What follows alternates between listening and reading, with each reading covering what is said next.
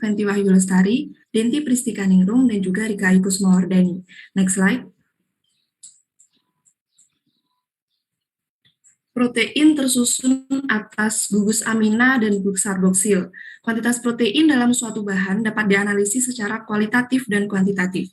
Analisis ini banyak diaplikasikan pada industri pangan dan juga riset biokimia. Banyak uji yang telah dikembangkan untuk mengukur konsentrasi protein dalam suatu sampel larutan secara modern dan juga konvensional.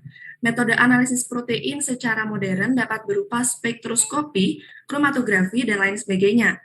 Sedangkan metode analisis tersebut secara umum memiliki tingkat kesulitan yang tinggi dan memakan lebih banyak waktu. Kondisi tersebut berbeda dengan metode analisis protein yang dilakukan secara konvensional, karena metode secara konvensional memiliki tingkat kesulitan yang lebih rendah, murah, dan lebih efisien waktu. Salah satu contoh dari metode analisis protein secara konvensional adalah uji spektrofotometri kolorimetri. Uji ini menggunakan pancaran sinar UV yang ditembakkan dalam sampel protein untuk menentukan konsentrasi dari protein tersebut. Hasil absorbansi yang tercatat akan dibuat kurva standar yang memuat koefisien absorbansi dan kuantitas protein yang telah terukur. Contoh dari uji spektrofotometri ini adalah uji Bradford, di mana uji Bradford ini menggunakan reagen warna yaitu Comesive Brilliant Blue G250 dalam lingkungan atau kondisi yang asam, sehingga bisa berikatan dengan gugus amina dari protein yang akan menyebabkan perubahan warna menjadi biru pada panjang gelombang optimum yaitu 595 nanometer. Uji ini banyak digunakan untuk uji analisis kuantitatif protein karena lebih mudah, cepat, dan sensitivitasnya yang mencapai 0 hingga 0,01 mg, di mana bergantung pada kondisi lingkungan yang asam dalam sampel yang diuji. Keuntungan dari uji Bradford ini menjadikan uji ini lebih sering digunakan daripada uji protein secara modern lainnya. Next slide. Berikut adalah rumusan masalah dan tujuan. Yang pertama, rumusan masalah, bagaimana mekanisme isolasi protein dengan sampel telur. Yang kedua, bagaimana reaksi perubahan warna yang terjadi pada uji Bradford untuk analisis kadar protein. Yang ketiga, bagaimana korelasi antara konsentrasi protein dan nilai absorbansi pada metode Bradford. Kemudian tujuan yang menjawab rumusan masalah, yang pertama, mendeskripsikan mekanisme dari isolasi protein dengan sampel telur. Yang kedua, memahami reaksi perubahan warna yang terjadi pada uji Bradford untuk analisis kadar protein. Dan yang ketiga, memahami korelasi yang terjadi antara konsentrasi protein dan nilai absorbansi pada. Next slide. Kemudian berikut ini merupakan teknik pengambilan sampel protein pada telur. Yang pertama, disiapkan telur ayam sebanyak 10 butir dan digunakan satu telur untuk satu sampel. Selanjutnya telur diencerkan dengan air swirling sebanyak 20 kali pengenceran dan albumin dan kuning telur dipisahkan dengan penyaringan menggunakan kain kasta. Next. Untuk teknik isolasi pada protein telur, yang pertama etanol 5 ml ditambahkan dengan Comesive Brilliant Blue G250 sebanyak 10 mg dan dihomogenkan. Asam fosfat peka 10 ml dan air swirling 85 ml ditambahkan dan dihomogenkan. Selanjutnya larutan disaring dan sebanyak 200 mikroliter sampel ditambahkan ke dalam 1,8 ml Comesive Brilliant Blue. Selanjutnya larutan yang telah disaring ditambahkan reagen Bradford dan didiamkan selama 5 menit. Sampel dan larutan blanko sebanyak 200 mikroliter dimasukkan pada spektrofotometer. Selanjutnya absorbansi dibaca dengan spektrofotometer dengan panjang gelombang 595 nanometer. Next. Baik, berikutnya adalah uji kuantitatif pada protein telur, di mana kami menggunakan uji kolorimetri pengukuran absorbansi dengan uji Bradford.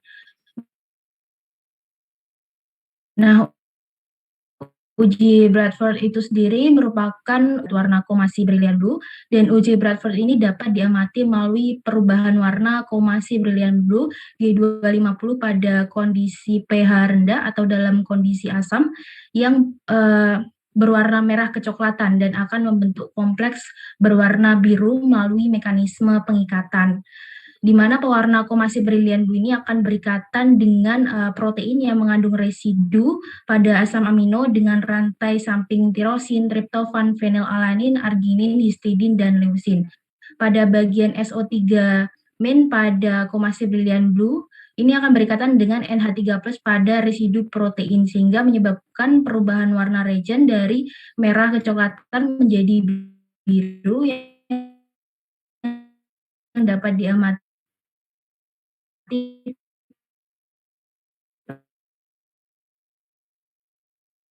pada panjang gelombang optimum 595 nanometer.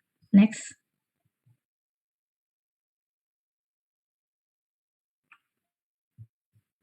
Besar konsentrasi protein pada telur, maka semakin besar pula nilai absorbansinya. Dari kurva di atas diperoleh nilai koefisien korelasi kurva kalibrasi sebesar 0,9997 dengan persamaan garis regresi linear, yaitu Y sama dengan 0,4925X. Next slide, please.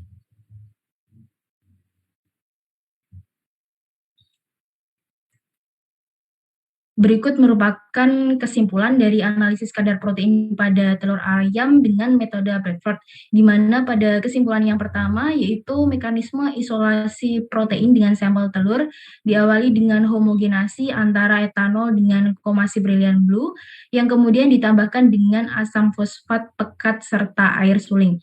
Larutan tersebut disaring dan ditambahkan pada komasi brilian blue dalam jumlah tertentu. Sampel dan larutan blanko dimasukkan pada spektrofotometer dan ditentukan nilai absorbansinya. Kesimpulan yang kedua yaitu reaksi perubahan warna yang terjadi pada uji Bradford adalah bagian SO3 main pada komasi brilian blue G250 yang berikatan dengan NH3+ pada residu protein, sehingga menyebabkan perubahan warna reagent dari merah kecoklatan menjadi biru. Untuk kesimpulan yang ketiga yaitu korelasi antara konsentrasi protein dan nilai absorbansi pada metode Bradford adalah semakin besar konsentrasi protein pada telur, maka semakin besar pula nilai absorbansinya. Berikut merupakan daftar pustaka yang kami gunakan. Baik, terima kasih atas perhatiannya. Kurang lebihnya mohon maaf. Wassalamualaikum warahmatullahi wabarakatuh. Saya kembalikan ke Ibu. Ya, terima kasih teman-temannya. Silakan jika ada yang tanyakan. Permisi Bu, apa suara saya terdengar? Ya, sudah jelas. Baik, sebelumnya perkenalkan saya Novita dari kelas A. Saya izin bertanya terkait pengambilan sampel protein. Sebelumnya belum dijelaskan ya mengenai faktor-faktor apa saja yang perlu diperhatikan saat memilih telur sebelum pengambilan sampel protein ini. Nah, yang ingin saya tanyakan apakah terdapat standar atau parameter khusus dalam memilih telur agar diperoleh sampel protein yang berkualitas baik? Mungkin itu pertanyaan dari saya. Terima kasih. Silakan langsung dijawab atau nanti. Permisi Bu. Ya. Saya Cynthia Kulingga Dewi, saya izin mencoba menjawab dari pertanyaan Novita. Jadi berdasarkan literatur yang saya baca, untuk parameter atau faktor yang perlu diperhatikan dalam pengambilan sampel telur, protein telur, itu adalah harus mencari telur yang normal atau memiliki mutu yang baik. Yang mana telur yang normal atau memiliki mutu terbaik itu telur yang baru ditetaskan oleh induk telur. Hal ini bisa disebabkan karena keadaan kulit telur, besarnya ruang udara, kondisi putih telur dan kuning telur itu masih dalam keadaan normal. Karena apabila semakin lama penyimpanan, semakin lama waktu simpan dari telur itu, maka mutu dari telur tersebut akan semakin menurun yang disebabkan karena terjadinya perubahan beberapa sifat fisik yang dipengaruhi keadaan lingkungan tempat telur berada. Nah, seperti yang diketahui bahwa telur itu terdiri dari 3 komponen, kulit telur, putih telur, dan kuning telur, yang mana putih telur itu komposisinya paling tinggi yaitu 60%. Jadi yang harus diperhatikan dalam pemilihan telur itu adalah kondisi putih telur yang baik, yang mana putih telur yang masih baik atau belum mengalami kerusakan proteinnya itu dapat dilihat dengan memecah telur tersebut, kemudian diukur tinggi putih telur yang kental setelah dituang pada wadah yang datar. Yang mana apabila putih telur itu masih kental, berarti putih telur masih dalam keadaan protein telur masih dalam keadaan yang baik. Tetapi apabila putih telur sudah dalam keadaan yang encer, maka sudah terjadi perubahan struktur protein dari telur itu sendiri, yang mana proteinnya sudah rusak seperti itu, Bu. Mungkin teman-teman yang lain ada yang mau menambahkan?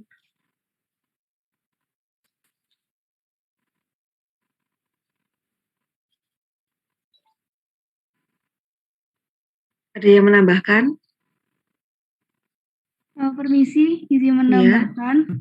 Perkenalkan, saya Dea Rista. Jadi, menambahkan dari pernyataan yang disampaikan oleh Sintiako. Jadi, untuk menurut saya, literatur yang dibaca, protein dari telur yang didapat itu yang paling bagus dari putih telur jenisnya ayam ras, berupa ovalbumin, ovatransferin, ovalmukin, lizozim, ovoinhibitor, apabidi, dan kistatin. Jadi, menurut literatur, ayam ras ini memiliki jenis putih telur yang berkualitas baik dan dapat digunakan dengan isolasi protein dengan sempurna. Terima kasih. Novita sudah jelas belum? Baik, Ibu, sudah jelas. Terima kasih. Ya, untuk selanjutnya bisa ditutup. Untuk kelompok selanjutnya silahkan dipersiapkan untuk kelompok 4.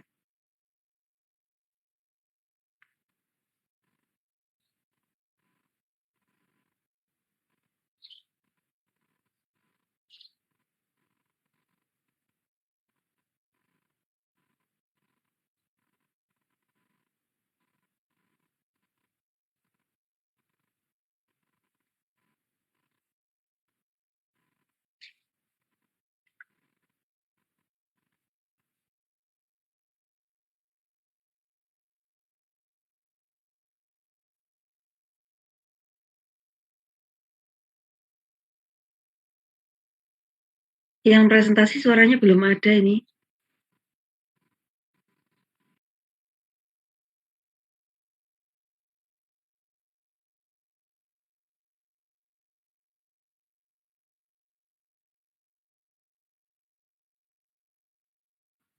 Baik, Assalamualaikum warahmatullahi wabarakatuh. Kami dari kelompok 4 izin mempresentasikan hasil diskusi kami terkait isolasi protein susu sapi.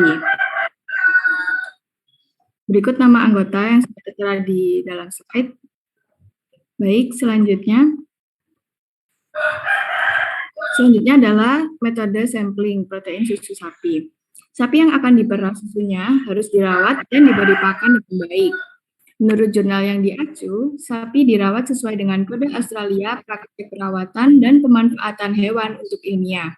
Proses sampling juga dilakukan berdasarkan The Laval International Proportional Samplers. Sapi diperah pada pukul 6 pagi, kemudian susu disimpan di dalam kontainer dan diletakkan di icebox selama transportasi guna menjaga kualitas dari susu sapi. Sampel susu sapi yang telah sampai di laboratorium dibagi ke dalam beberapa tub dan disimpan pada suhu minus 80 derajat Celcius hingga penggunaan selanjutnya. Selanjutnya akan dijelaskan oleh rekan saya.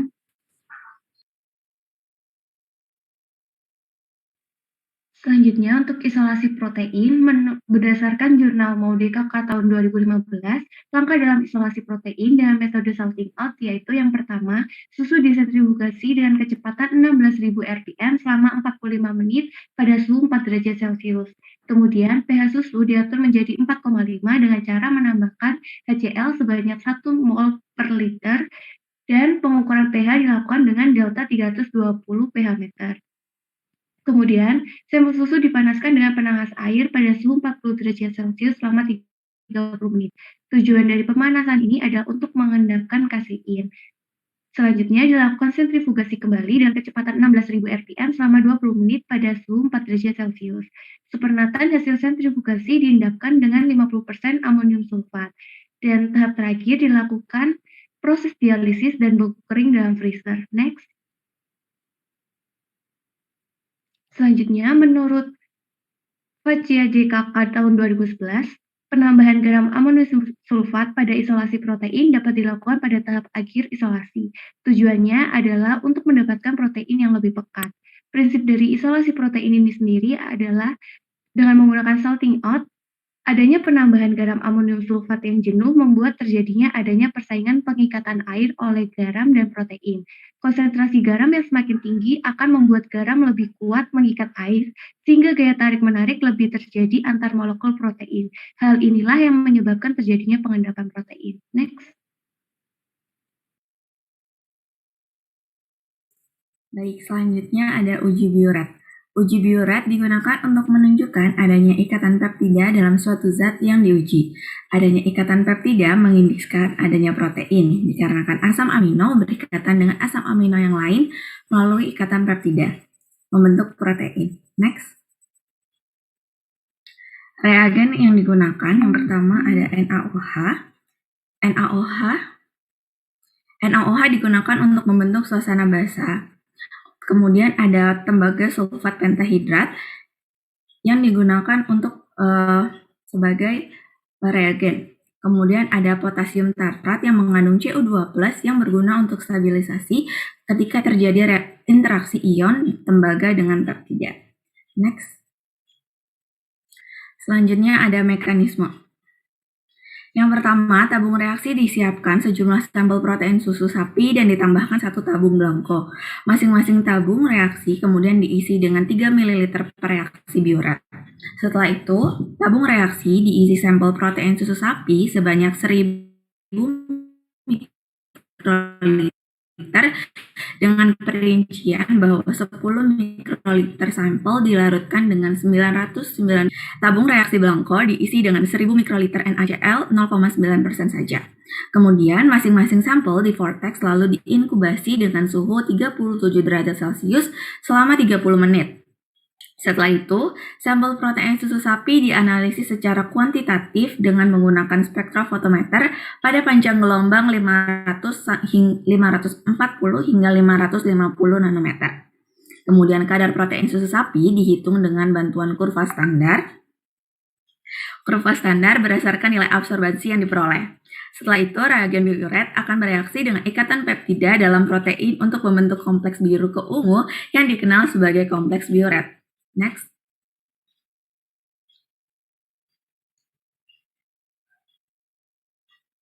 Baik, berdasarkan grafik yang dapat dilihat bahwa nilai koefisien relasi atau R memiliki nilai 0,974 dan 0,948 dan memiliki persamaan Y sama dengan 0,0423X, di mana Y merupakan absorbansi dan X merupakan konsentrasi kasein.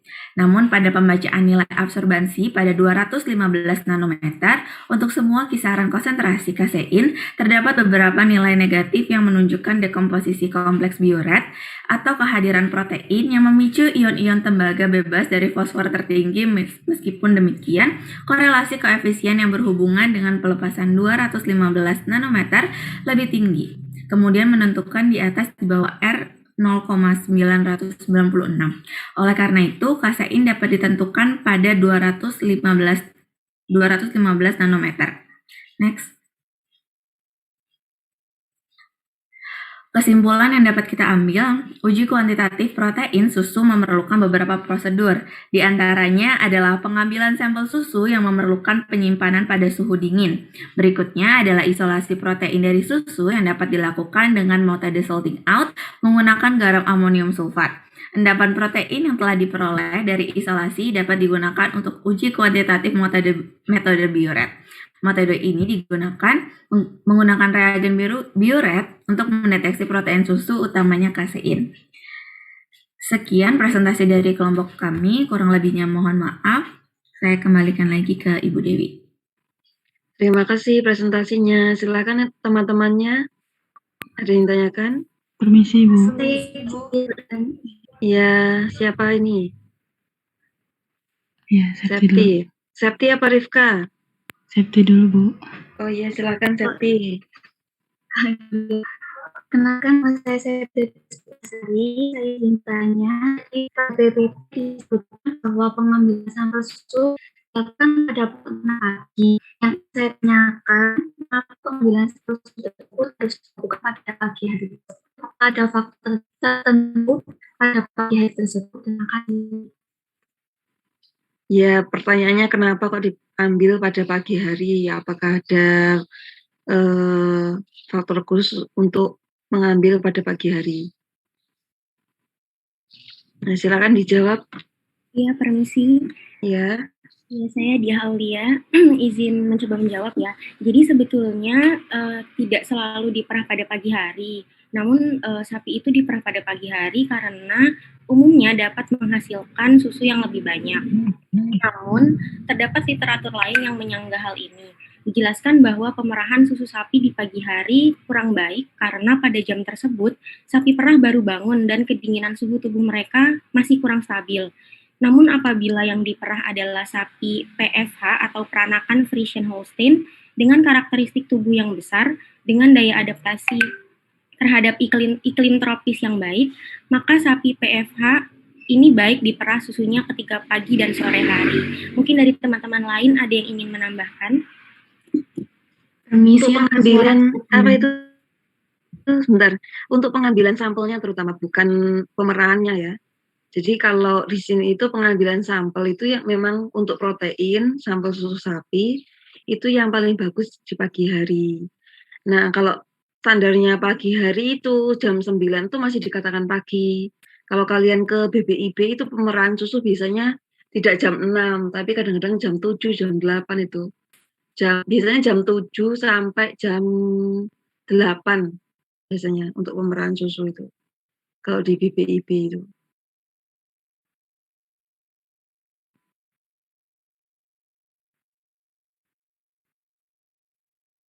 Nah, tadi belum dijawab, kenapa pengambilan proteinnya, pengambilan sampel proteinnya itu pada pagi hari. Tapi kan tadi dijelaskan untuk pemerahan susunya ya, pemerahan susu sapi.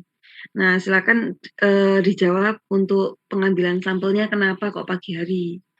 Halo Ibu. Iya. Saya Sekar Arum Narwastu, izin menjawab. Jadi pada pagi hari susu memiliki kandungan lemak yang lebih sedikit daripada sore hari, seperti itu, Bu.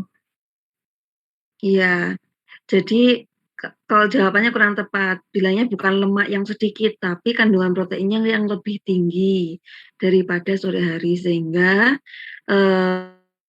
pengambilan agar proteinnya didapatkan banyak diambil pada pagi hari itu. Nah, untuk selanjutnya, pertanyaan selanjutnya. Bu, tadi sudah ditanyakan oleh Septi. Oh iya. Ada lagi yang tanyakan? Jika tidak ada, terima kasih atas presentasinya tim ini. Selanjutnya saya persilahkan kepada kelompok selanjutnya. Bisa dipersiapkan untuk presentasinya.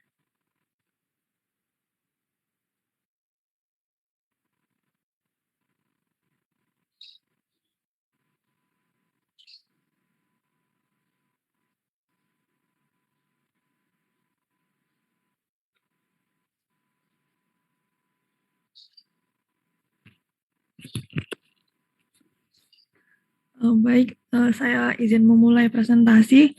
Assalamualaikum warahmatullahi wabarakatuh. Kami dari kelompok 6 akan mempresentasikan tentang uji Bradford pada jaringan tikus.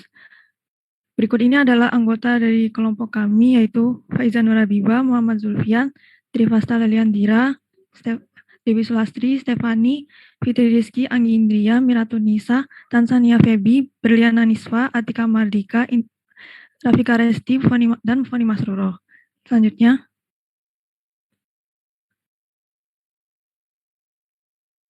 Untuk pendahuluannya, protein ini merupakan molekul kompleks dan berukuran besar yang berperan penting dalam tubuh, serta memiliki banyak komponen yang menjaga fungsi tubuh yang berbeda, seperti DNA yang membawa informasi genetik.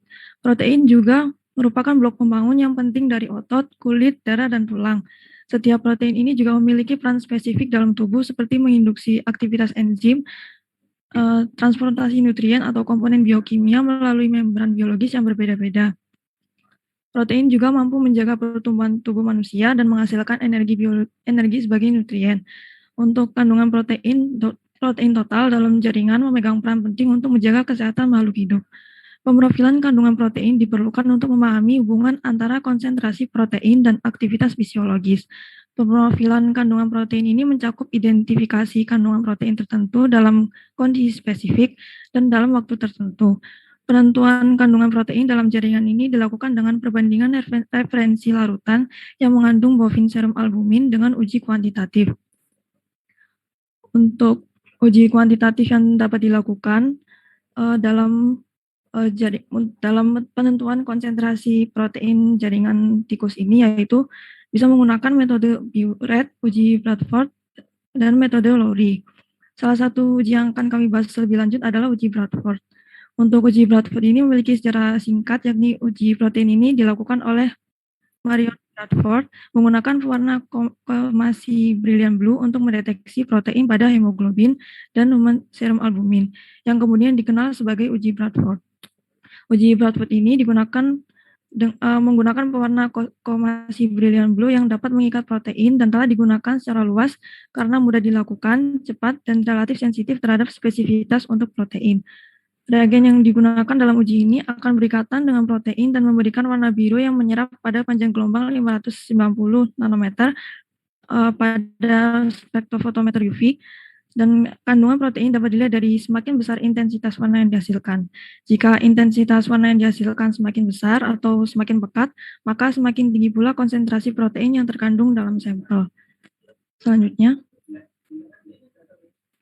berikut ini merupakan rumusan masalah pada topik uji Bradford ini, sehingga tujuan dari topik ini adalah memperkirakan kandungan protein total di dalam jaringan tikus yang berbeda dan mengkorelasikan kandungan protein total di dalam jaringan tikus dengan nilai yang telah dilaporkan sebelumnya dalam literatur.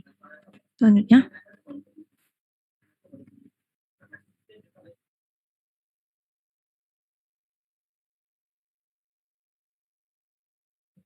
Ya, selanjutnya adalah metode penelitian. Di sini alat dan bahan yang digunakan yakni jaringan tikus yang diperoleh dari bagian otak, hati, jantung, ginjal, dan juga plasma darah. Selanjutnya digunakan reagen Bradford, air suling atau distilasi, bovine serum albumin atau BSA, natrium klorida, kalium klorida, dinatrium fosfat, kalium dihidrogen fosfat, dan juga digunakan alat-alat berupa mikroplate, labu ukur, pipet, timbangan, sentrifugasi, homogenizer, dan juga gelas kaca. Next slide. Yang pertama dilakukan adalah pembuatan fosfat buffer salin atau PBS. Yang dipersiapkan natrium klorida seberat 8 gram, kalium klorida seberat 0,2 gram, dinatrium fosfat 1,44 gram, kalium dihidrogen fosfat 0,24 gram yang akan dilarutkan dalam air distilasi. Air ditambahkan hingga mencapai volume 1000 mililiter yang kemudian diatur pH-nya hingga mencapai nilai 7,4. Selanjutnya dilakukan persiapan larutan stok berupa bovine serum albumin atau BSA dengan cara ditimbang BSA sebanyak 10 mg dan dilarutkan pada PBS ber-pH 7,4 yang akan menghasilkan larutan dengan konsentrasi 1 mg per mililiter. Selanjutnya adalah persiapan 10% dari berat dan juga volume dari jaringan homogen. Yang pertama dilakukan adalah tikus yang akan dimatikan di ruangan keadaan CO2 dan diisolasi pada organ-organ tertentu. Kemudian dilakukan isolasi dan pemrosesan dengan es batu untuk mencegah adanya degradasi pada protein. Organ tikus diekstraksi dan dihomogenkan pada PBS dengan perbandingan 1:10 dengan menggunakan gelas tisu homogenizer di atas penanas es. Kemudian homogenat dikumpulkan atau dimasukkan ke dalam tub dan disentrifugasi pada gelombang 1200 rpm selama 45 menit dengan suhu 4 derajat. Kemudian Bradford assay. Di sini yang dilakukan yakni kurva standar dikalibrasi dan dibuat dengan larutan stok 1 1 mg per mililiter BSA dengan volume yang berbeda-beda, yakni pada volume 6,25, 12,5, 25, 50, 100, dan 200 mikroliter, dan dilakukan dilusi sebanyak 1000 kali. Dilusi juga dilakukan pada masing-masing sampel jaringan sebanyak 100 kali. Yang kedua, setiap sampel dimasukkan ke dalam microwell plate yang berbeda-beda dengan masing-masing sebanyak 10 mikroliter. Kemudian sampel ditambahkan dengan 250 mikroliter reagen Bradford yang akan diinkubasi pada suhu ruangan selama 10 menit, lalu diukur dengan menggunakan spektrofotometri di panjang gelombang 595 nanometer. Selanjutnya,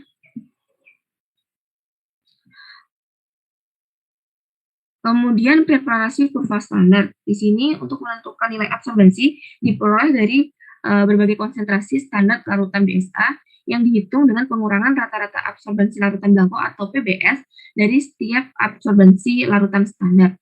Kemudian nilai rata-rata dihitung sebanyak 3 kali untuk setiap konsentrasi. Kurva standar diplot atau dibuat antara dengan konsentrasi BSA pada sumbu X dan juga rata-rata absorbensi pada sumbu Y. Kemudian dilakukan analisis statistik. Untuk mengetahui konsentrasi protein digunakan graph Prism dan juga untuk melakukan mengetahui perbedaan konsentrasi yang signifikan dilakukan uji kelanjutan dengan 2 analisis, yakni uji analisis varian satu arah dan juga menggunakan uji perbandingan berganda Tukey.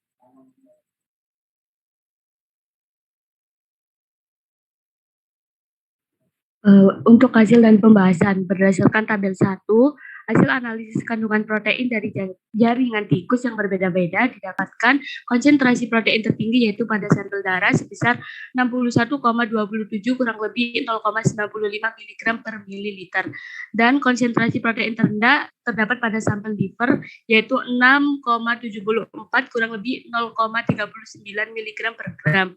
Hasil analisis protein pada penelitian ini berbeda jauh dengan studi pada penelitian sebelumnya. Data penelitian sebelumnya menunjukkan bahwa liver memiliki kandungan protein tertinggi dibandingkan dengan jaringan lainnya, yaitu sebesar 102,92 kurang lebih 1,14 mg per gram. Kandungan protein darah yang tinggi pada penelitian ini darah tidak melalui proses homogenasi sehingga tidak terjadi degradasi protein saat pelaksanaan prosedurnya. Next. Berdasarkan gambar 2, kandungan protein pada sampel darah didapatkan hasil yang baik atau tinggi dikarenakan tikus mampu menyerap protein dari darah dan pada darah tidak terjadi aktivitas anabolik serta tidak adanya proses homogenasi, sehingga kemungkinan terjadinya degradasi protein sangat jarang terjadi. Hasil percobaan yang mengalami defisiasi cukup besar dapat dipengaruhi oleh beberapa faktor, seperti pengukuran volume yang kecil yang membatasi faktor analisis, serta suhu yang berpengaruh terhadap kestabilan reagen Bradford. Proses pencampuran sampel protein dengan reagen Bradford juga dapat berpengaruh terhadap pengikatan pewarna yang berdampak pada absorbensi. Statistik menunjukkan adanya perbedaan signifikan antara total konsentrasi protein pada liver dengan konsentrasi protein pada darah dan jantung.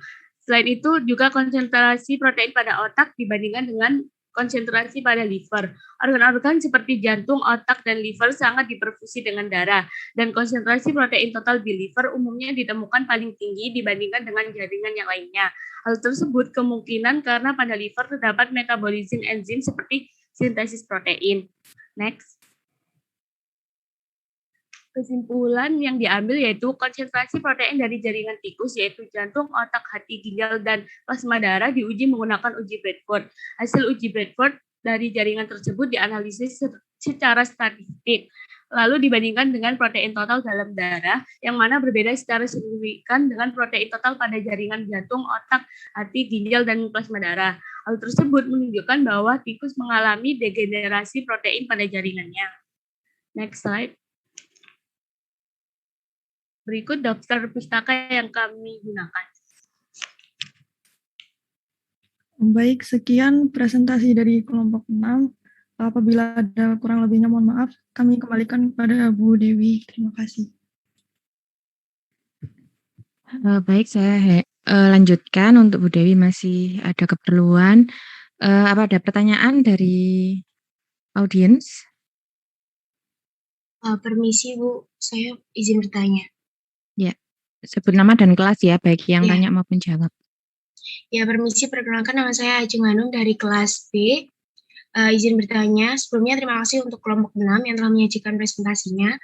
Saya izin bertanya mengapa dalam analisis protein pada jaringan tikus ini dapat mengindikasikan tikus mengalami tissue protein degradation disease. Terima kasih.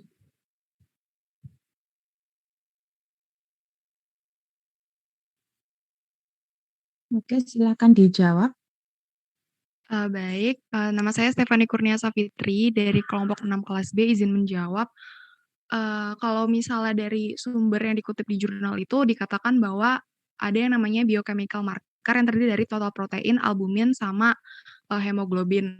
Nah, ketiga jenis protein ini tuh berhubungan sama loss of protein dari liver function dan renal disease gitu. Jadi makanya kenapa analisis protein pada jaringan-jaringan tersebut bisa mengindikasikan penyakit pada tikus. Tapi kalau misalnya dari jurnal itu tuh tidak disebutkan secara spesifik penyakit seperti apa, hanya disampaikan kayak certain disease gitu. Terima kasih.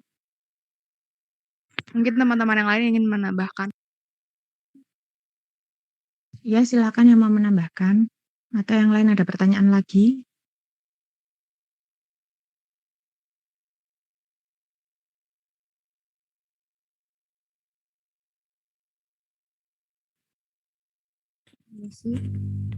Ya.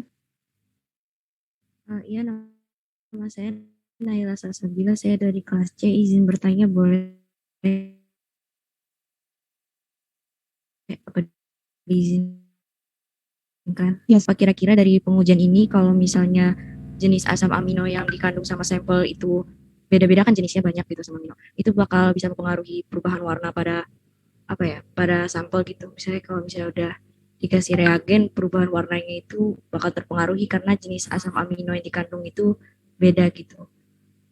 Ya, terima kasih. Itu aja pertanyaan saya.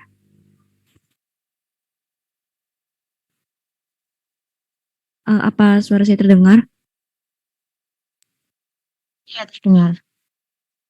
Oh, baik, terima kasih. Oke, silakan dijawab.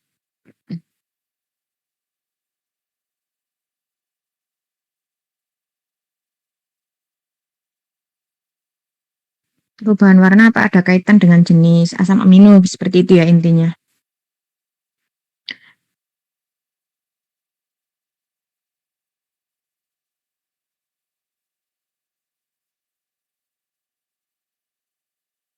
Silakan kelompok presenter.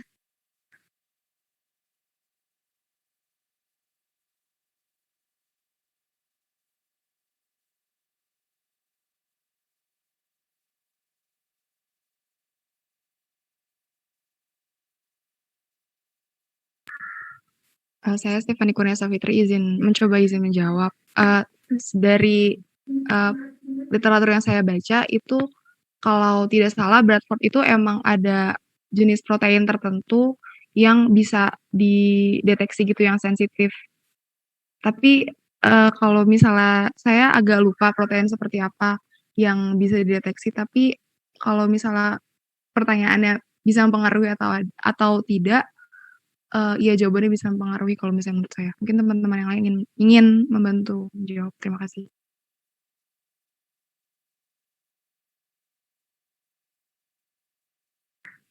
Mau menambahkan?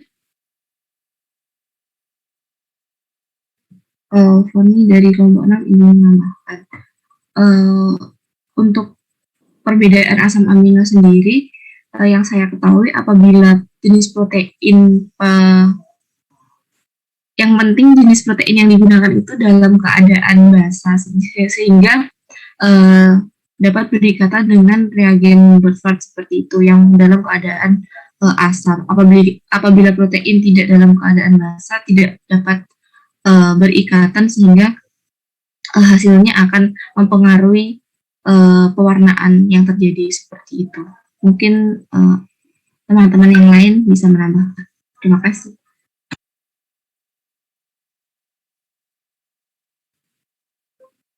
Pak, ada tambahan lagi?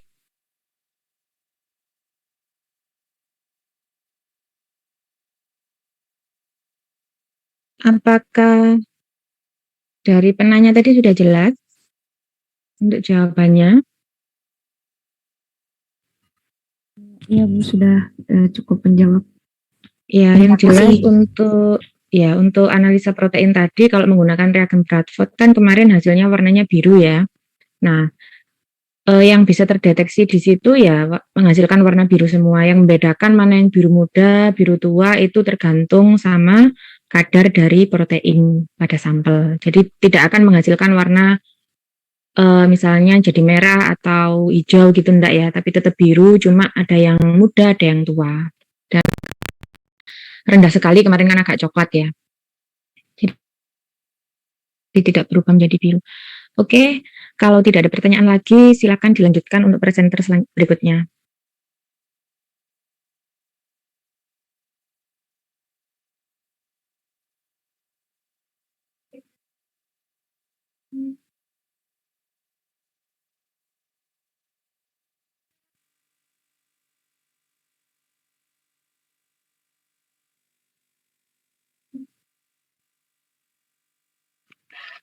Baik, akan saya mulai. Assalamualaikum warahmatullahi wabarakatuh. Kepada yang terhormat, kakak asisten, serta teman-teman sekalian, kami dari kelompok 8, di sini kami akan mempresentasikan mengenai uji ninhidrin pada sampel kedelai. Berikut merupakan nama anggota dari kelompok kami. Yang pertama ada Miftah Farid Asyidiki, Syaftian Muhammad Ali Hamami, Puspa Andia Kemalasari, Danila, Mesti Marina Syaputri, Muhammad Faiz Maulana, Putri Filiani, Naila Salsabila, Galuh Nafisah, Azhar Aulia, Safira Aulia, dan Siti Sainida, serta Zahri Ardiansyah. Selanjutnya, pertumbuhan populasi dunia menyebabkan adanya pergeseran sumber protein dari hewani menjadi protein nabati dengan harga yang lebih terjangkau. Protein kedelai merupakan sumber utama protein nabati di mana ia telah mendukung 65% dari permintaan global protein nabati. Kedelai mengandung sejumlah besar asam amino esensial kecuali methionine dan leucin. Dapat dikatakan bahwa kandungan asam amino pada kedelai ialah yang terlengkap apabila dibandingkan dengan protein nabati lainnya. Kandungan protein pada kedelai memiliki manfaat yang baik bagi kesehatan tubuh seperti mengurangi risiko penyakit jantung, mencegah osteoporosis, menurunkan berat badan, dan berbagai manfaat lainnya. Tujuan dari praktikum ini ialah yang pertama memahami dasar teknik pengambilan sampel serta isolasi protein dari kedelai, dan yang kedua memahami uji kuantitatif pada protein yakni uji ninhidrin. Selanjutnya,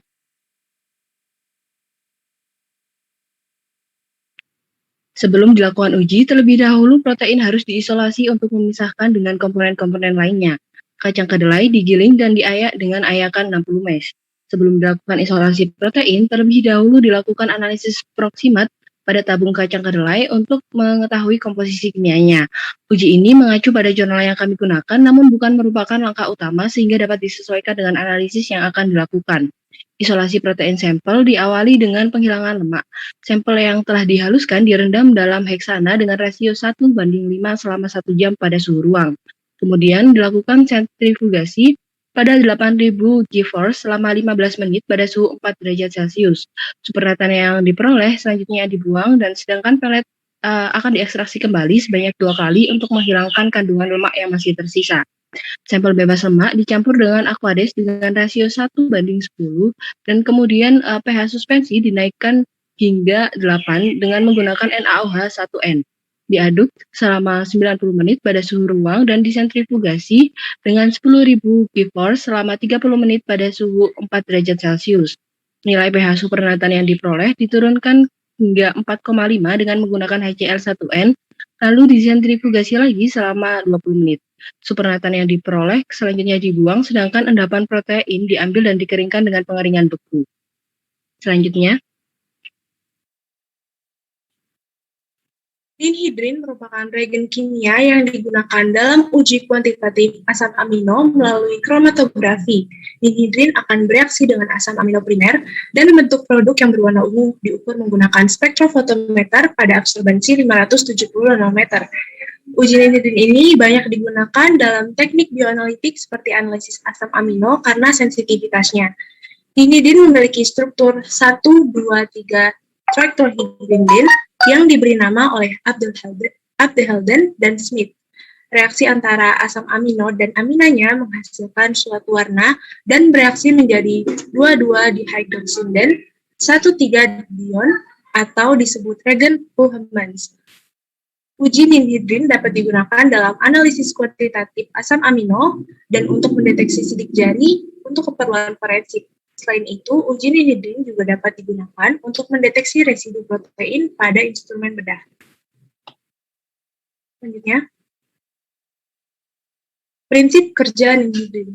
Prinsip kerja dari uji ninhidrin terdiri dari dua konsep utama. Yang pertama adalah hidrolisis protein menjadi asam amino, dan yang kedua adalah asam amino, tepatnya alfa asam amino bebas yang bereaksi dengan reagen ninhidrin, kemudian menciptakan kompleks warna ungu kebiruan yang dikenal sebagai Luhmann's purple.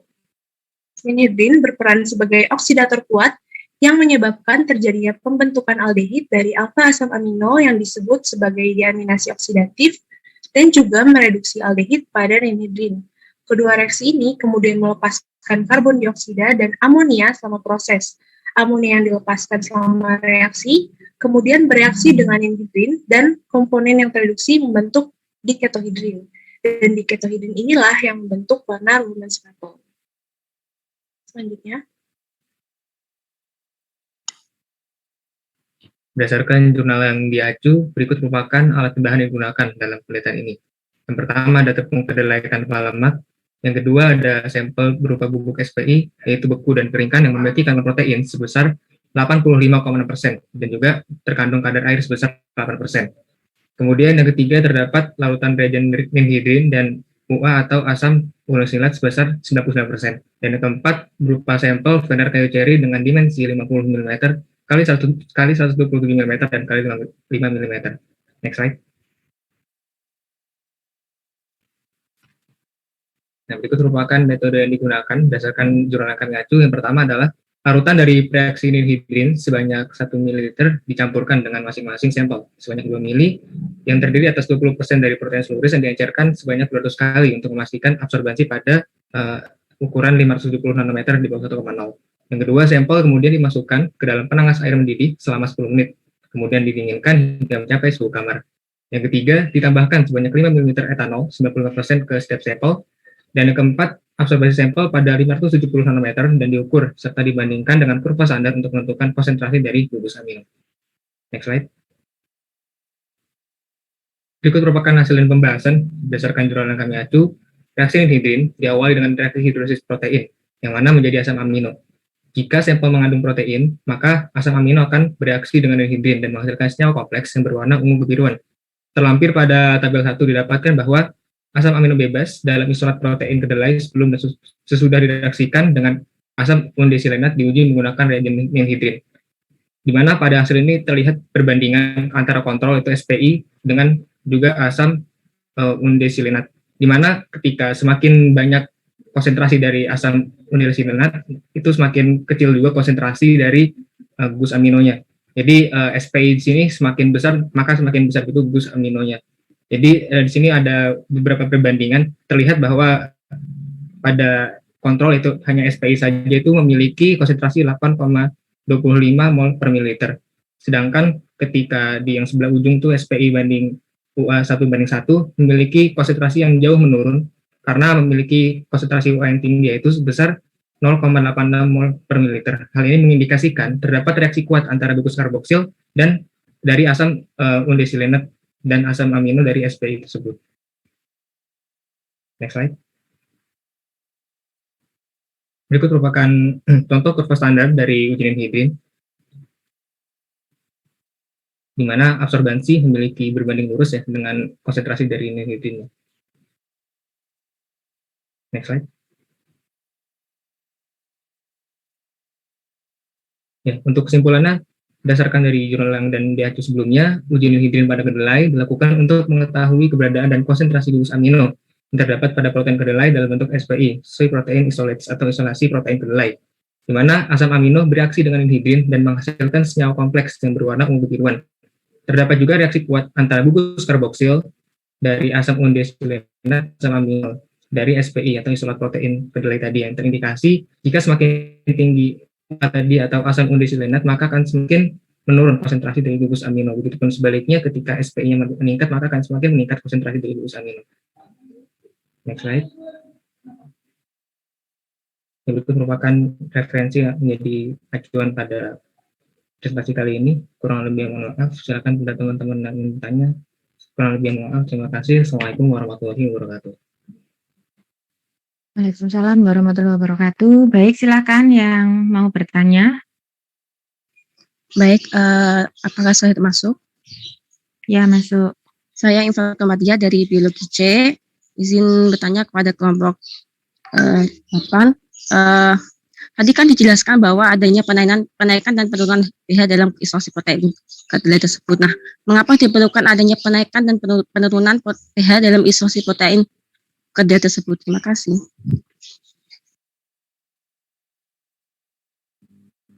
Baik, terima kasih atas pertanyaannya. Untuk info Atul, saya Hesti dari kelompok 8 izin menjawab. Pada dasarnya, isolasi protein itu memiliki dua proses utama, yaitu ekstraksi dan koagulasi atau penggumpalan.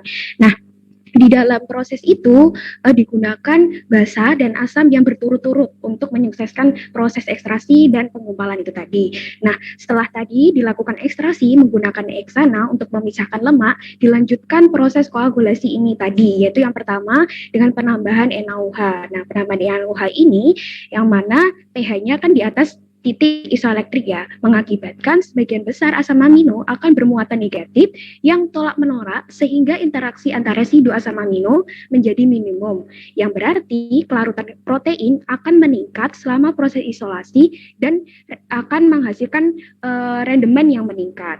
Nah, sedangkan NaCl sendiri yang tadi dibuat pH-nya menjadi 4,5, dia itu berfungsi untuk mengendapkan protein, yaitu dengan cara untuk mencapai pH isoelektrik seperti itu. Apakah ada feedback dari Iin? Baik, terima kasih atas penjelasannya. Terima kasih. Oke, apa ada pertanyaan lagi yang lainnya? Saya. Ya, silakan. Sebelumnya terima kasih untuk kelompok presenter. Saya Hanifah Uluwiyah, izin bertanya. Dari kelas apa? Ya, dari kelas Biologi C. Saya izin bertanya, mengapa pada percobaan tersebut digunakan tepung kedelai yang sudah dihilangkan lemaknya? Apakah hal tersebut dapat berpengaruh dalam pengujian? Terima kasih.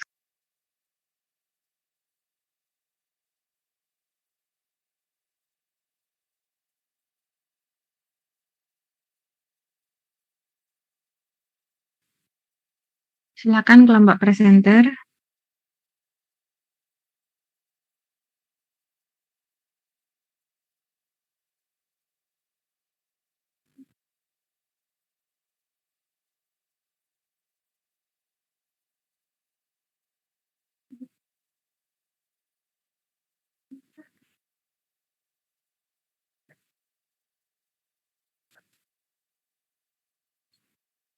Iya, sebelumnya terima kasih untuk Hanifah pertanyaannya. Jadi saya Puspa dari kelompok presenter izin menjawab. Jadi kenapa digunakan tepung kedelai yang lemaknya dihilangkan terlebih dahulu itu supaya mencegah gangguan lemak yang dapat mempengaruhi hasil dari pengujiannya. Karena fokus kita di sini adalah protein seperti itu. Apakah menjawab Hanifah? Iya, baik, terima kasih. Baik, terima kasih. Mungkin dari teman-teman ada yang mau ditanyakan lagi? Permisi, apakah suara saya terdengar? Terdengar. Oke. Perkenalkan, nama saya Peta Aura Raga dari kelas Biologi C. Tadi kan pakai sampel kedelai ya.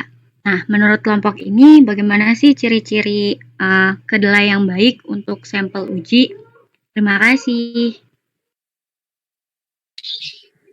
Ya, saya Safira Aulia dari kelompok 8 izin menjawab. Jadi Ciri kedelai yang baik digunakan itu dia memiliki warna kuning yang cukup merata dan agak kecoklatan. Lalu dia berbentuk bulat, kering, dan cukup tua. Mungkin dari teman-teman kelompok 8 lain ada yang ingin menambahkan? Ya, apa suara saya bisa terdengar? Ya, baik, nama saya Galuh Nafisa Diva ingin menambahkan jawaban dari Safira Aulia. Jadi ciri-ciri kedelai yang baik seperti itu bisa dilihat itu teksturnya itu padat sama dia nggak keriput, terus juga nggak ada gelombang di permukaannya kayak gitu. Terima kasih.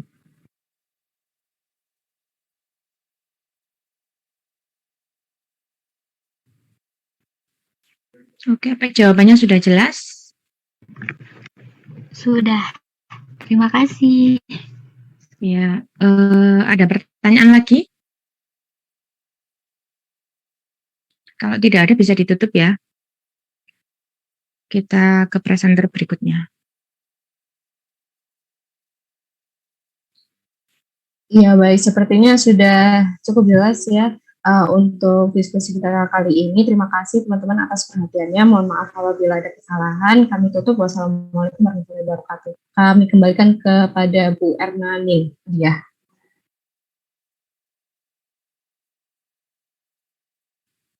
Oke, ini presentasinya apa sudah? Atau masih ada kelompok yang belum presentasi untuk hari ini?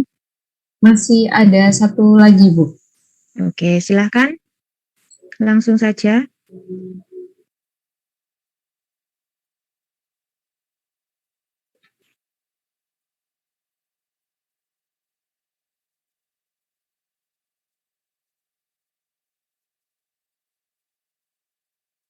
Assalamualaikum warahmatullahi wabarakatuh. Selamat pagi kakak-kakak dan teman-teman. Kami dari kelompok 10 akan mempresentasikan mengenai hasil diskusi kami mengenai uji kuantitatif protein menggunakan uji Bradford. Next.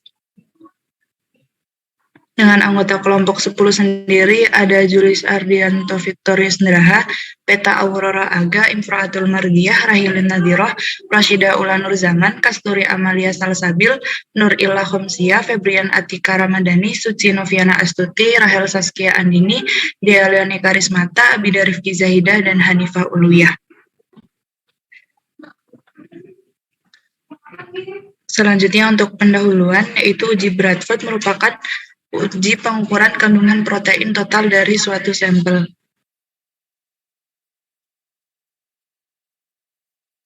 Kemudian uji Bradford memiliki kemudahan kinerja, kecepatan, sensitivitas relatif, dan spesifisitas untuk protein. Reagen Bradford yang digunakan memberikan warna biru dan menyerap pada panjang gelombang 595 nanometer spektrofotometer UV. Nah, untuk prinsip kerjanya sendiri yaitu bovine serum albumin atau BSA sebagai buffer pewarna komasi brilian blue G250 yang mengandung residu asam amino dengan rantai samping tirosin, triptofan, fenilalanin, arginin, histidin, dan leusin untuk menghasilkan konsentrasi protein. Untuk selanjutnya mungkin bisa dijelaskan oleh rekan saya.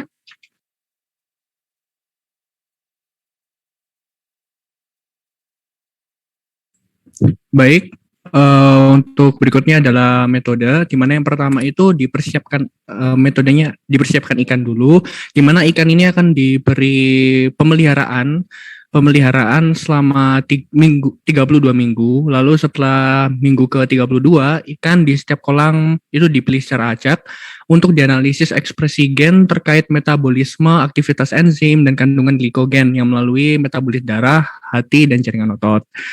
Lalu untuk berikutnya, setelah itu diberi makan ikannya, lalu setelah 5 jam pemberian makan, sampel itu diambil, dipilih 3 ikan. Dipilih 3 ikan yang ikan tersebut akan dibius dengan minyak cengkeh 40 mg per 40 mg, lalu sampel darahnya dikumpulkan dari vena ekor ikan menggunakan jarum suntik hipodermik dan dipindahkan ke tabung yang mengandung 1% dan 15% asam etilendiamin tetrasetat. Lalu tahap berikutnya adalah setelah pendarahan, hati dan jaringan otot dibedah dan disimpan pada suhu 80 derajat Celcius untuk eksperimen yang lebih lanjut untuk dianalisis. Berikutnya adalah dilakukan penentuan indeks hepatosomatik atau HSI. Lalu untuk plasma darah itu disentrifugasi dengan EDTA pada 3000 G selama 10 menit pada suhu 4 derajat Celcius dan disimpan pada suhu 80 derajat Celcius. Yang berikutnya adalah pada analisis komposisi kimia jaringan hati, ikan diantesis dengan minyak cengkeh, kemudian dibedah untuk mengumpulkan hati. Berikutnya.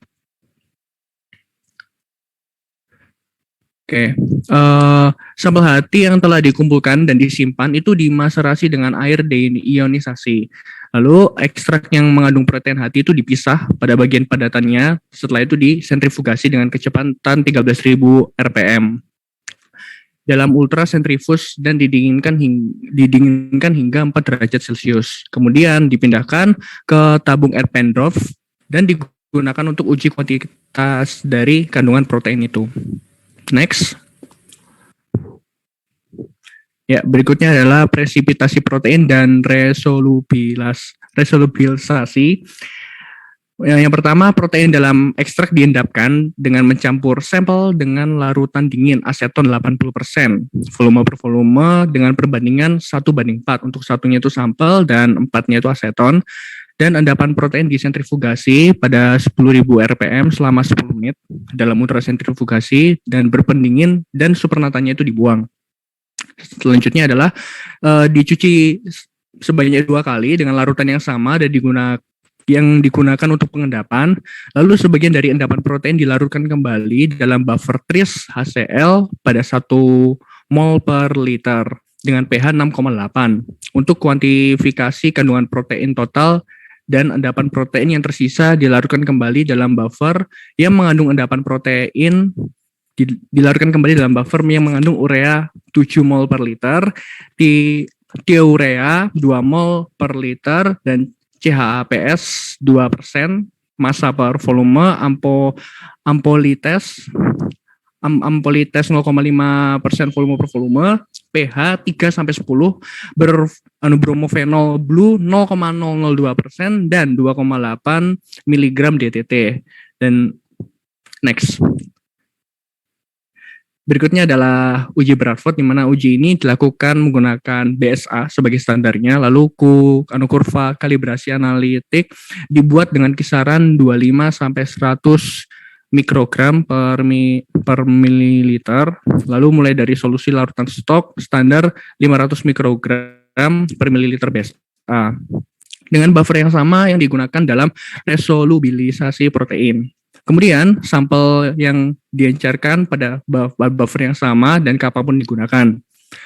Dilakukan pencampuran 200 mikroliter larutan standar sampel dengan 2,5 ml reagen Bradford ke dalam plastik vessel. Dan selama 15 menit, pembacaan absorbansi dapat dilakukan pada panjang gelombang 595 nanometer. Next.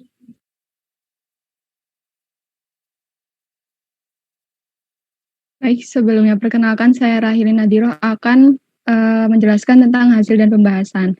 Berikut merupakan hasil yang tampak dari uji Bradford.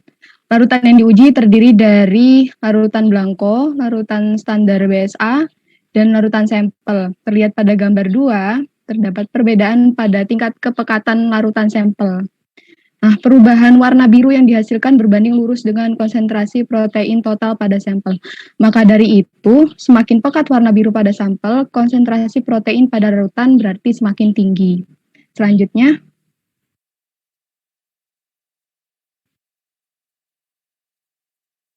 ya, berikut adalah tabel yang menunjukkan jumlah volume BSA, buffer fosfat, jumlah volume larutan yang dipindahkan ke microplate, dan volume reagen Bradford.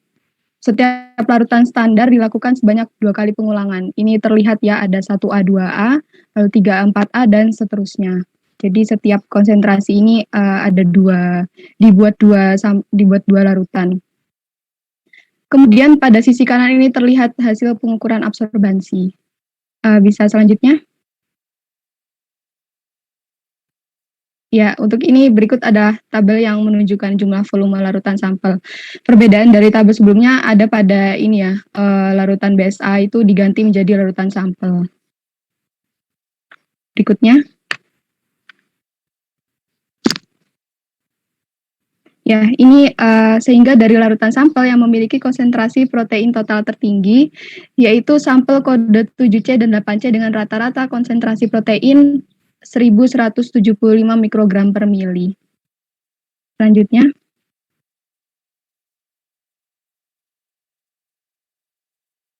Oke, kesimpulannya yaitu uji Bradford adalah salah satu uji kuantitatif pengukuran kandungan protein total secara kalorimetri dalam suatu larutan. Uji Bradford pada umumnya menggunakan bovine serum albumin atau BSA sebagai larutan standar karena tingkat kemurnian yang tinggi dan relatif murah. Metode yang dilakukan pada penelitian ini yaitu pengambilan sampel ikan, kemudian dilakukan pembedahan untuk diambil organ hatinya, lalu dilanjutkan dengan isolasi protein pada hati ikan dan analisis kuantitatif dengan uji Bradford. Next. Hasil dari penelitian diketahui larutan sampel yang memiliki konsentrasi protein total tertinggi adalah sampel 7C dan 8C yaitu 1175 mikrogram per mililiter.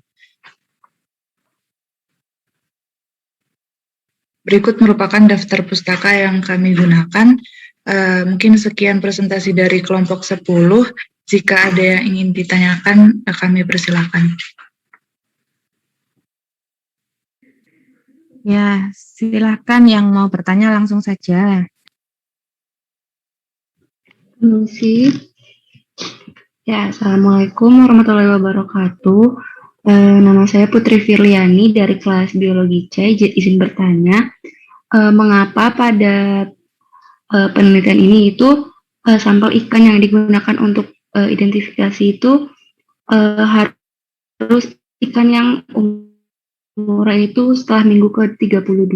Terima kasih.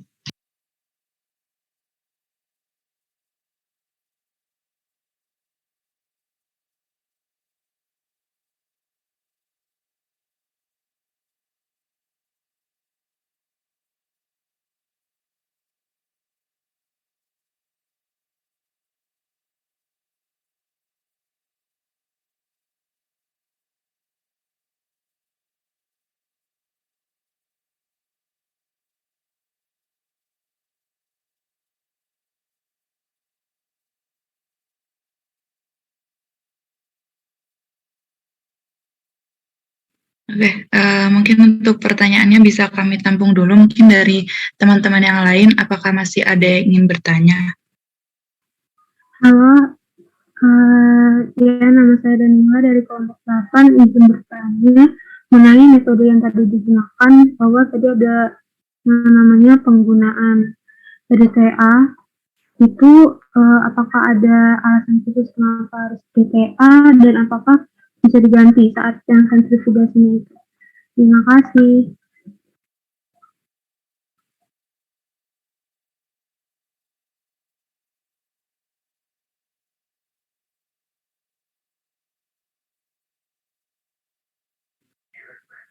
Ya, silakan kelompok presenter mempersiapkan jawabannya. Ada 2 pertanyaan ya.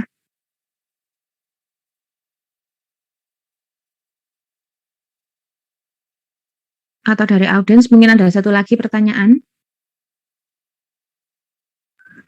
Saya izin bertanya, Bu. Iya, silakan. Ya, saya Nur Aini dari kelas Biologi C, izin bertanya. Tadi disebutkan adanya penggunaan aseton ya. Nah, itu berarti untuk ini ya, presipitasi protein. Nah, yang istilahnya kan bagaimana mekanisme aseton ini dalam mempresipitasi protein dan apakah sama mekanismenya dengan asam asetat? Karena pada praktikum mandiri kemarin saya menggunakan asam asetat seperti itu. Terima kasih.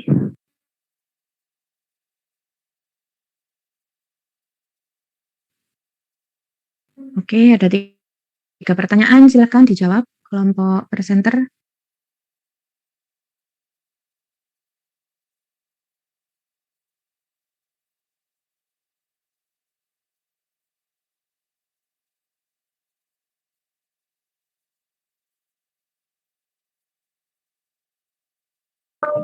Baik, saya Suci Noviana izin menjawab untuk pertanyaan ketiga dulu tadi.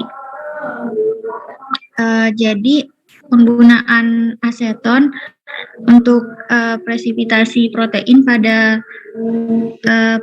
pengamatan ini itu aseton itu akan dapat mengurangi tetapan dielektrik air sehingga dapat mengurangi kelarutan protein karena interaksi antar molekul protein lebih disukai dibandingkan antar molekul protein dengan air. Protein sendiri itu dapat diendapkan dengan pelarut organik tanpa merusak struktur protein bila diendapkan pada suhu di bawah 4 derajat Celcius. Oleh karena itu, pada perlakuan presipitasi dengan aseton ini membutuhkan perlakuan dalam keadaan dingin. Mungkin itu saja dari saya. Mungkin dari teman-teman yang lain ada yang ingin ditambahkan.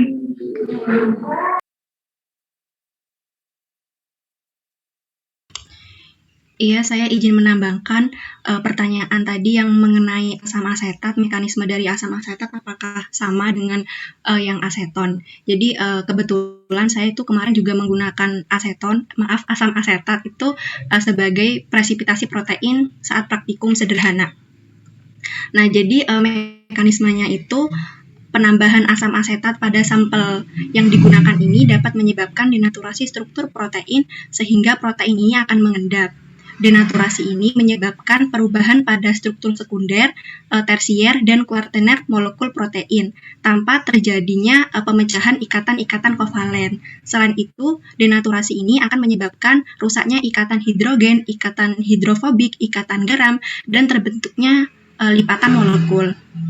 Pengendapan protein ini ditandai dengan pembentukan partikel kecil atau presipitat pada permukaan larutan dan dapat mengendapkan protein dalam waktu yang singkat. Selanjutnya, presipitat ini akan saling bergabung untuk membentuk suatu agregat atau partikel yang lebih besar dari presipitat namun belum mengendap seutuhnya gitu. Apabila jumlah agregat ini terus mengalami pertambahan, maka akan saling membentuk endapan. Adanya ion H+ pada asam asetat ini akan menyebabkan sebagian ikatan peptida terputus. Dalam suasana asam, ion H+ akan bereaksi dengan gugus COO- membentuk COOH, sedangkan sisanya dalam kondisi asam akan berikatan dengan gugus amino NH2 membentuk NH3+. Larutan peptida ini dalam keadaan isoelektris saat diberi kondisi asam akan menyebabkan bertambahnya gugus bermuatan yang membentuk afinitas terhadap air dan kelarutan dalam air. Mungkin sekian dari saya. Apakah ada yang mau menambahkan jawabannya?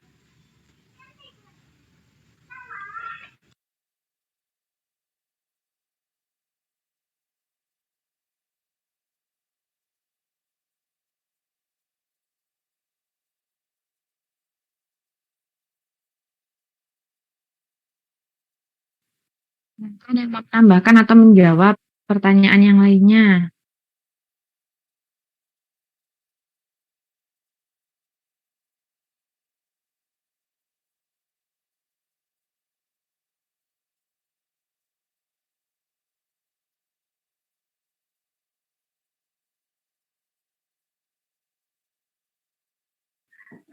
Baik, saya izin menjawab pertanyaan dari Firly, kenapa pakai ikan pada minggu ke-32? Karena ikan yang dipakai dalam penelitian ini adalah ikan yang dewasa. Setelah minggu ke-32, ikan akan diambil sampelnya secara acak untuk menentukan komposisi nutrisi hati dan otot. Mungkin ada yang mau menambahkan dari teman-teman yang lain? Baik, saya izin masuk, Febriana Tika Ramadhani.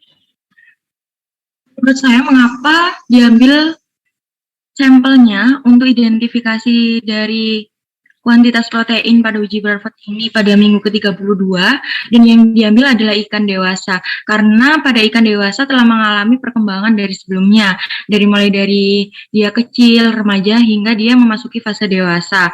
Selain itu pada fase dewasa sendiri maka pemberian prebiotik di sini akan lebih optimal untuk mendukung adanya tingginya kadar protein dalam bahan pakan yang dapat menentukan kualitas dari protein tersebut. Karena ikan yang diberi makan pelet atau dicampur prebiotik dengan fase yang telah terstruktur memiliki kandungan protein kasar yang lebih tinggi dibandingkan dengan ikan dari variasi pakan lainnya. Hal ini tentunya disebabkan prebiotik mengandung bakteri Lactobacillus, mikroorganisme fermentasi yang mampu merubah karbohidrat menjadi asam laktat. Dan demikian pembentukan asam laktat ini juga menyebabkan penurunan pH pada saluran pencernaan yang akan mengakibatkan sekresi enzim pencernaan dan aktivitas proteolitik dalam lambung menjadi optimum, sehingga proses pemecahan makanan menjadi molekul sederhana oleh enzim pencernaan di lambung dapat mempermudah proses penyerapan makanan yang terjadi juga di usus. Seperti itu, mungkin ada teman-teman yang bisa menambahkan.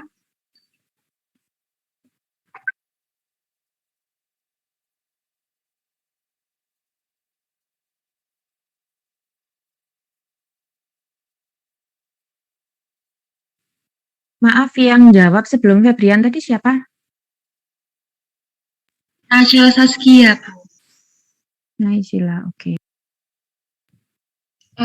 Baik, saya Kasturi Amalia izin menjawab untuk pertanyaannya Danila.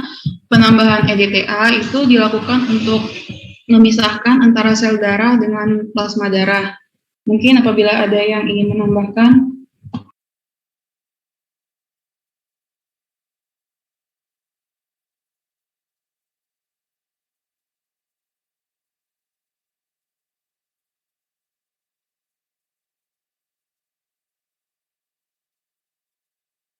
Sepertinya sudah tidak ada tambahan ya dari kelompok penyaji dan juga dari teman-teman pembahas. Terima kasih atas presentasinya. Untuk PPT-nya sudah dikirimkan semua ya ke dosen pengampu, ke Bu Sri Widiarti dan email asisten.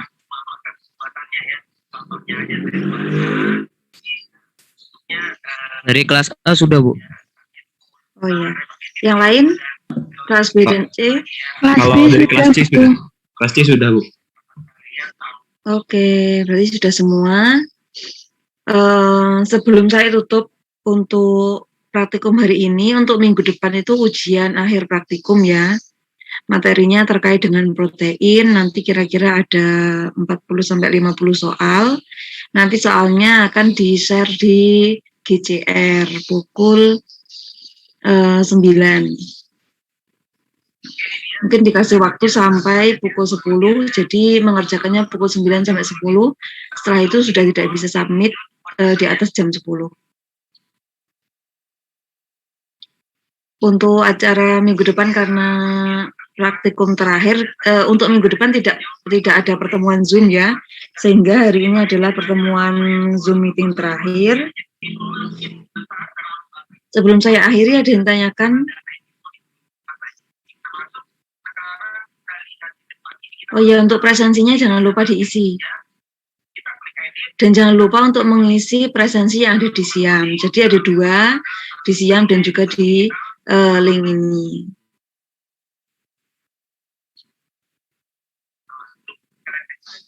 Jika tidak ada yang ditanyakan, kami seluruh asisten mata kuliah praktikum biologi molekuler mengucapkan terima kasih dan mohon maaf lahir batin apabila ada yang kurang berkenan selama kami membimbing praktikum biomol untuk adik-adik kelas A, B maupun C.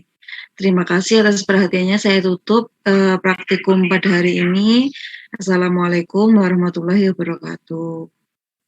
Terima kasih banyak, Kak. Terima kasih banyak. Ya, sama-sama.